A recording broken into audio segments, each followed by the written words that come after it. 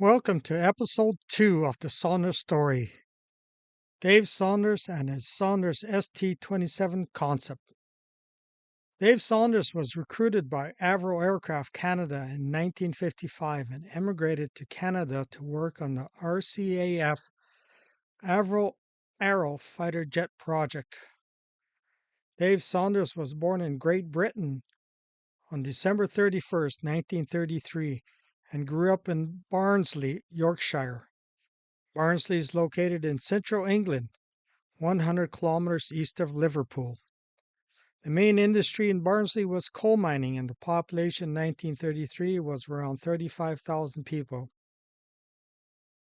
The closest large city to Barnsley would be Sheffield and London is 160 miles south.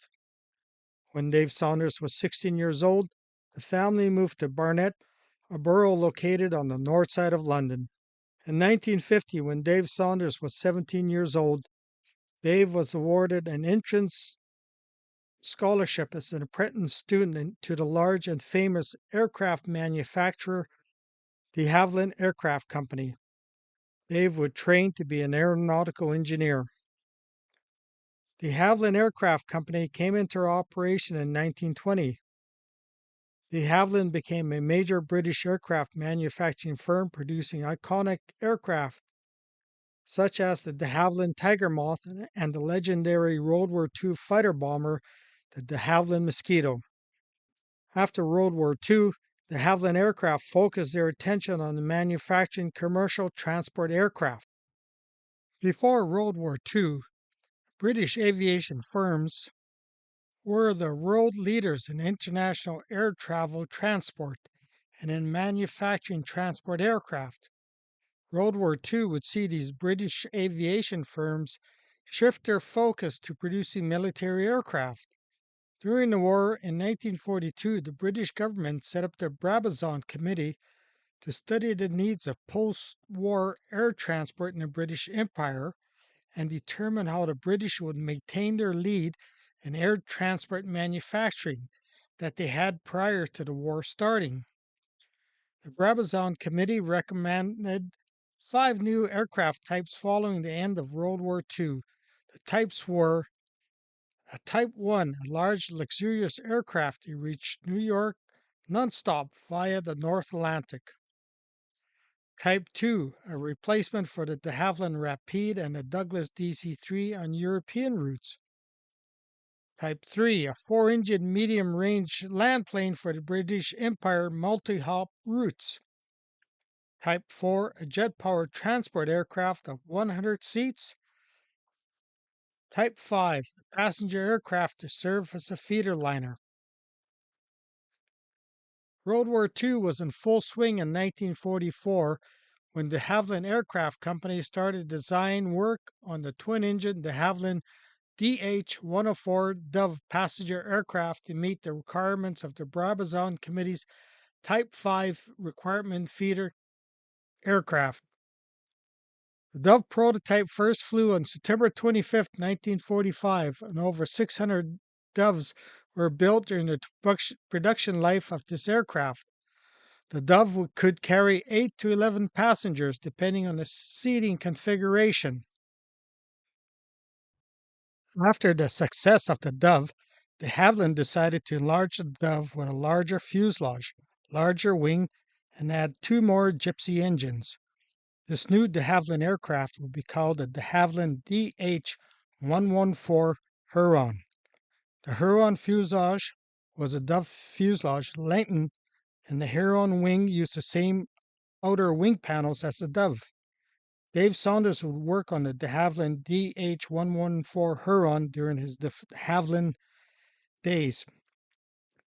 Dave would also work on the de Havilland Comet, the first jetliner to enter commercial service in the world. After 4 years of study and apprenticeship at de Havilland Aircraft, Dave Saunders graduates as an aeronautical design engineer and would soon leave the UK to be at Avro Canada. The Avro Canada company emerged in 1945. Avro Canada was originally formed as the National Steel Canada Limited of Montreal and was taken over by the Canadian government in 1942 and renamed Victory Aircraft. Victory Aircraft would build aircraft of British design, including the 4-engine Avro Lancaster bomber. In 1945, the British firm Hawker Siddeley bought Victory Aircraft from the Canadian government, and the name was changed from Victory Aircraft to Avro Canada, and better known as Avro Canada, but under British control. Avro Canada would receive a huge Department of Defense contract to build new supersonic jet fighter for the RCAF and would need hundreds of engineers to design the new jet fighter. The Avro Arrow would be the largest procurement contract ever in RCAF history. In 1955, Avro Canada began recruiting aeronautical engineers from the UK to work on the Avro jet fighter program, and Dave Saunders would be hired by Avro Canada.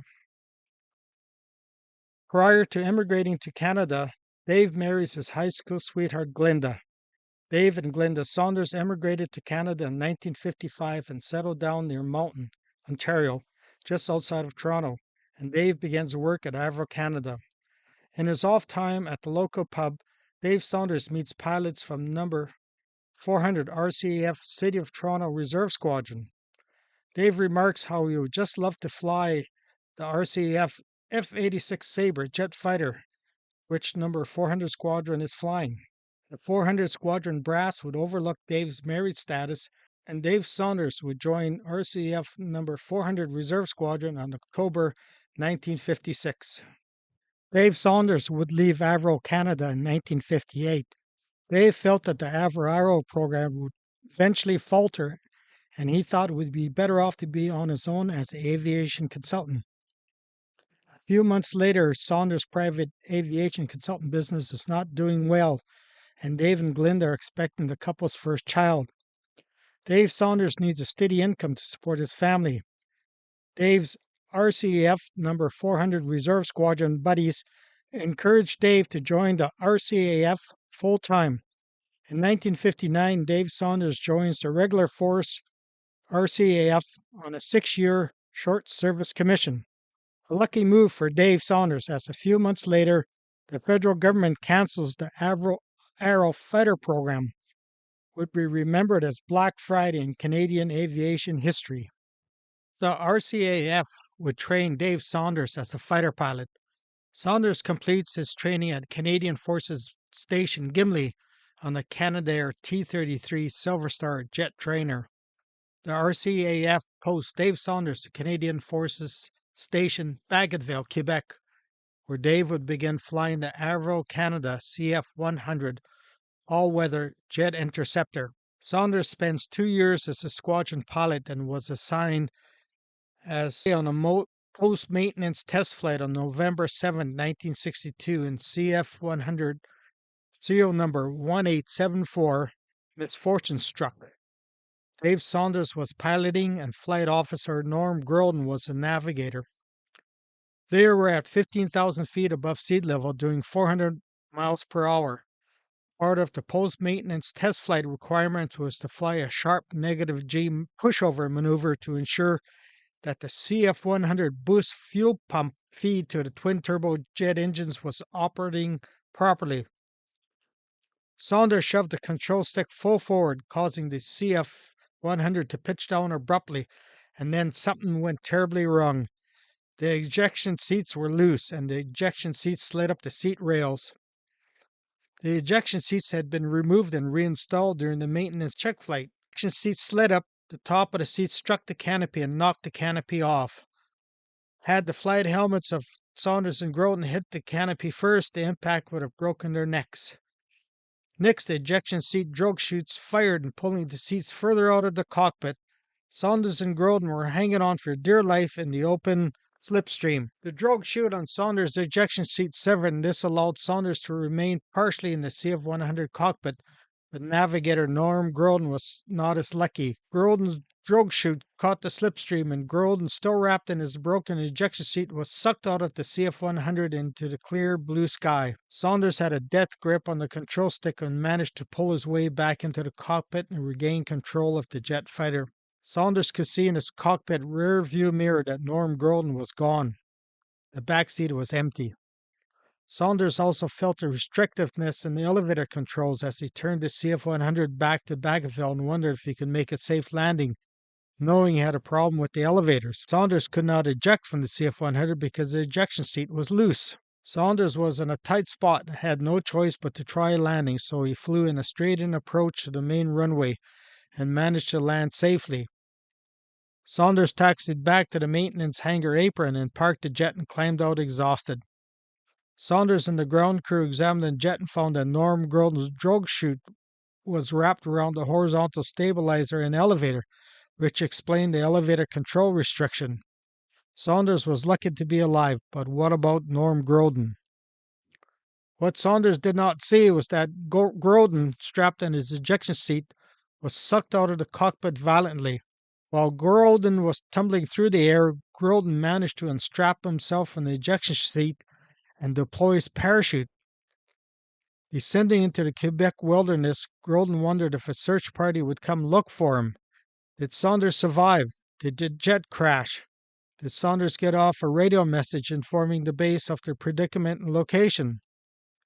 Groden hit the ground hard but was okay. Groden soon heard the sound of an approaching helicopter. By sheer luck, a civilian Bell 47 J-2 helicopter working for Hydro-Quebec was flying in the area where Saunders and Groden had the ejection seat malfunction. The civilian helicopter crew spotted Groden's parachute and flew to the site where Groden landed. The helicopter landed and picked up Groden and flew Groden back to Bagotville. Dave Saunders recalled that he and the maintenance personnel were assembled at the maintenance hangar apron discussing the ejection seat malfunction. They thought that Norm Groden was dead and a recovery search operation would be launched forthwith. You can imagine their astonishment when a civilian helicopter lands beside them and out steps out a smiling Norm Groden carrying his parachute. During my first phone conversation with Dave Saunders in 2019, Dave made sure to tell me his CF-100 encounter with death. This particular CF-100 number 1874 is now on display at the Atlantic Canada Aviation Museum. During his days off from the squadron, Dave Saunders designed an all-wood, two-passenger low-wing light aircraft called the Cheetah. Saunders built parts of the Cheetah in the Bagotville base workshop and parts in his basement. Saunders would fly the Cheetah in 1962. Dave Saunders would leave the RCAF at the end of 1962 and started a company called Cheetah Light Aircraft Company, Clarico. In 1963, Saunders began working for Aircraft Industries of Canada, located in Saint Jean, Quebec, as a design engineer. Aircraft Industries of Canada started up after World War II as a business selling surplus World War II aircraft.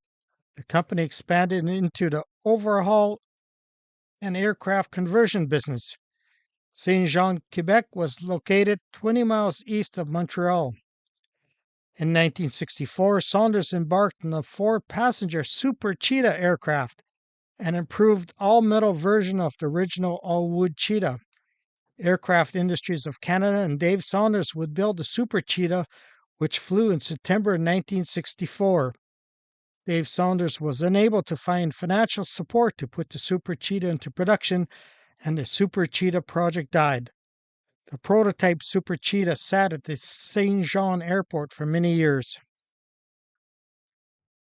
During Saunders' time with Aircraft Industries of Canada, AIC designed a modification to a twin-engine Beechcraft Beech 18. The two Pratt & Whitney Wasp Jr. R985 radio engines were removed and replaced with a pair of Pratt & Whitney PT6 turboprop engines.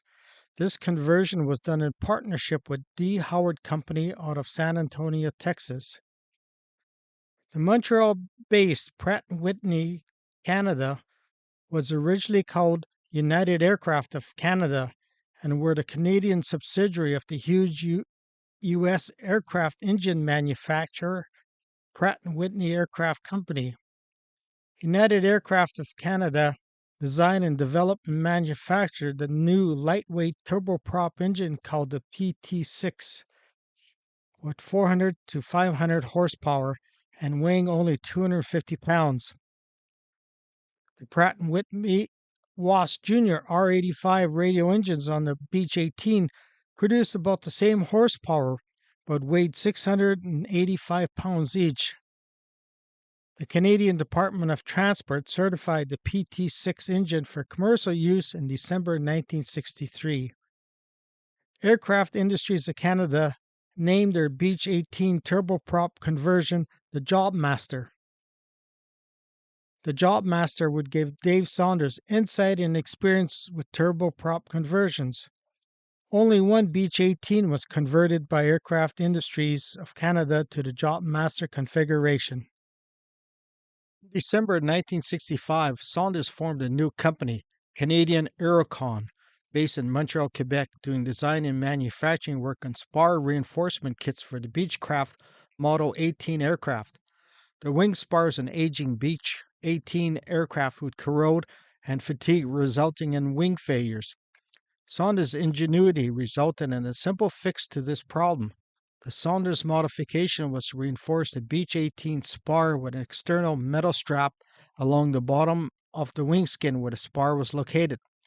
This Beech 18 spar fix became known as the Saunders strap. In 1966, Saunders began flying for Air Canada as an airline pilot, and the Saunders family moved to Dollard-des-Ormeaux, close to Dorval Airport. In 1967, Dave Saunders left Air Canada and revived his aviation consultant business.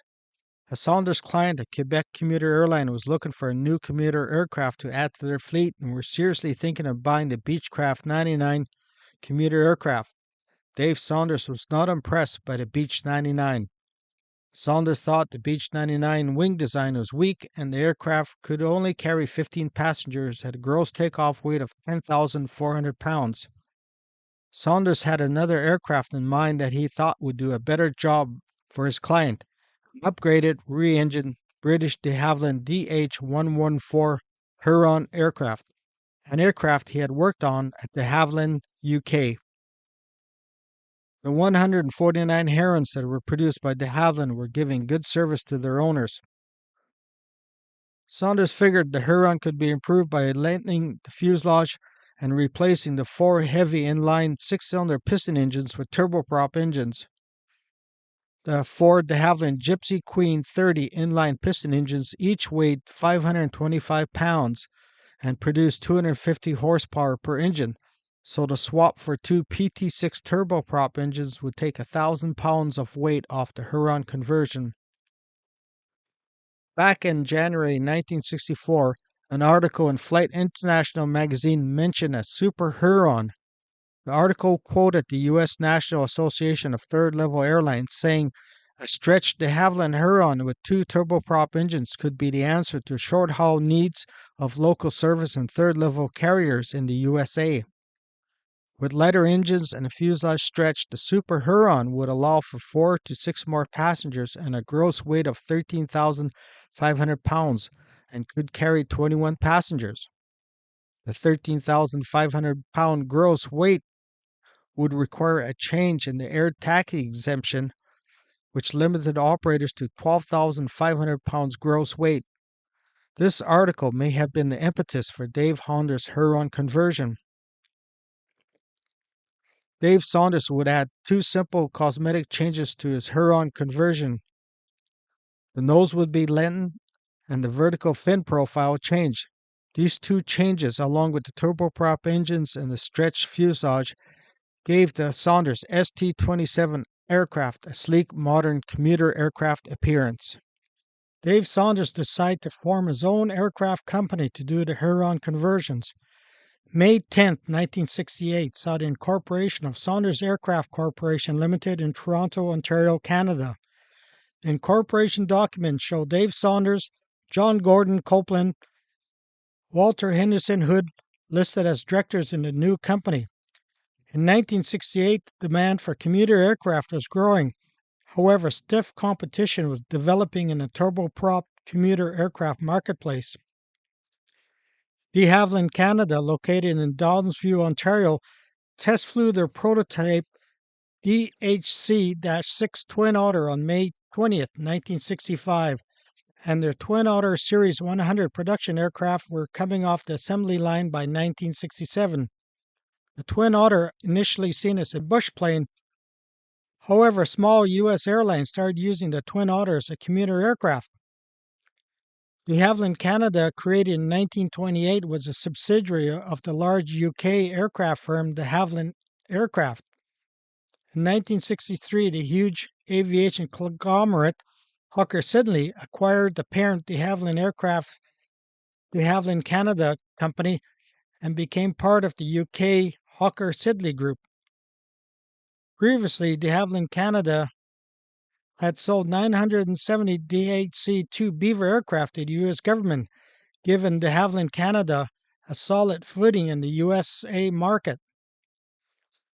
The Series 100 Twin Otter would have a gross takeoff weight of 11,579 pounds and carry 19 passengers.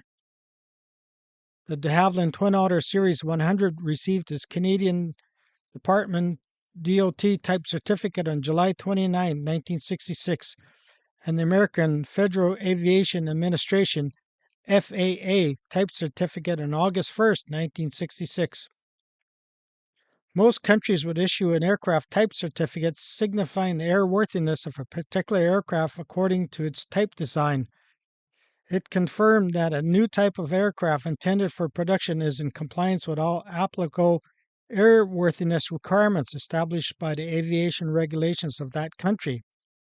Aircraft manufacturers usually obtain a type certificate in their home country and apply for type certificate approval in other countries. During the aircraft design process and build of their aircraft, the manufacturer must be aware of the type certificate requirement for the other countries they wish their aircraft to be type approved in.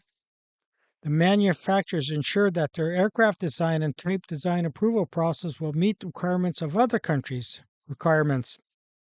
If an airline-based airline chooses a foreign-made aircraft, then that aircraft must meet the FAA regulations and obtain an FAA type certificate approval.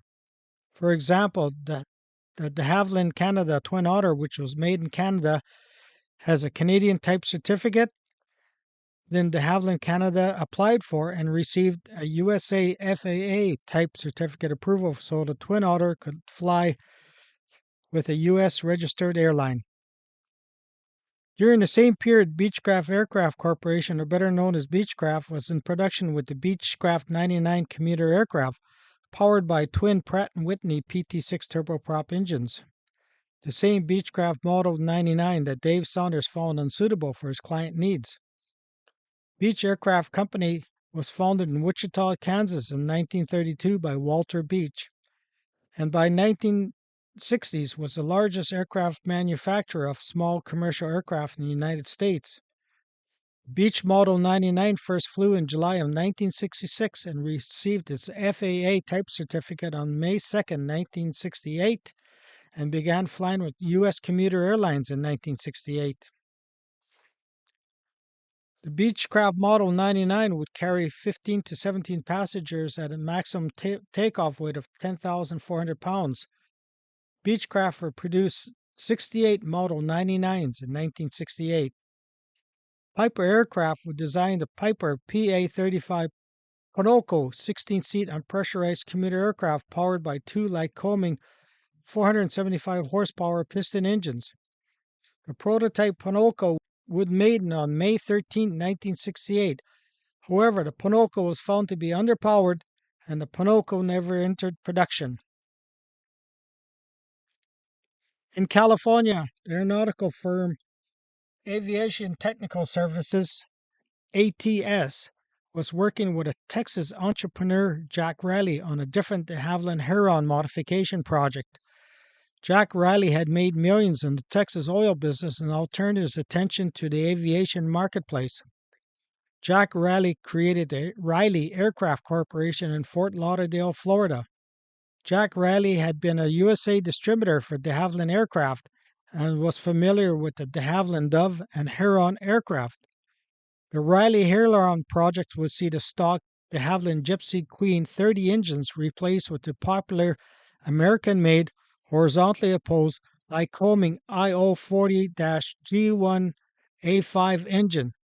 The Lycoming IO40 weighed 438 pounds as compared to the Gypsy Queen's 30's weight of 525 pounds, and the Lycomings had 50 more horsepower each.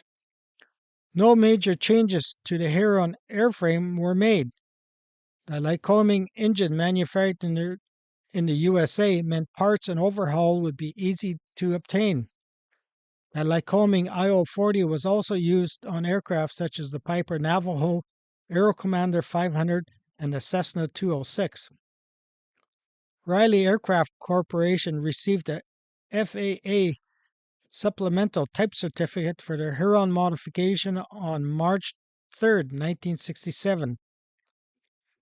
A FAA supplemental type certificate was all that Jack Riley needed for his Heron project because the number of engines had not changed, and the Lycoming IO40 was also a piston engine of almost the same horsepower, thus saving Jack Riley from having to do a full certification program on his Heron conversion.